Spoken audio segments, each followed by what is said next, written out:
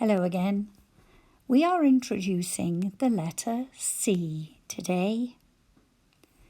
You will be quite used to it because it's included in another letter. Did you guess which one? We will start with a lead-in stroke, pencil on the line or the imaginary line, and lead in. And then we go up a little way and we add a curl over wave. Lead in, up a little way and add a curl over wave. Lead in, up, curl over wave. This time we are going to go back. Lead in, up, curl over wave, back over the top, down a little way and add a curl under. And that's our letter finished, because the end of the letter is also our lead-in stroke. Let's practice that again. Lead in, up, curl over wave, back over the top, add a curl under. Lead in, curl over wave, back over the top, and add a curl under. If you'd like to do the letter without the lead-in stroke, then we start right at the end of the curl over wave. Back, curl under, and that's us finished. And it's exactly the same when we do a capital letter C. That one was a wee bit wonky. I think we'd better practice it again. There we go. Still a wee bit wonky. We'll practice it on handwriting paper. But first, how do we know when to use the letter C? Whether it's a little or a lowercase letter or a capital. Well, for the lessons that we're doing at the moment, we listen for the sound K. K. And that tells us a lowercase lead in, curl over, curl under. There we are. And for the capital, we start at the end of the wave.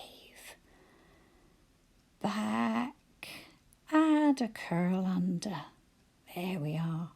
A lowercase and a capital C. I've written some here. This time we are going to try joining a letter C to a letter A, and you can see that we start in exactly the same way. C and A have the same shape until we add that upstroke, downstroke, and exit stroke. When we see a letter A after a C, that's one of the ways we know to say K.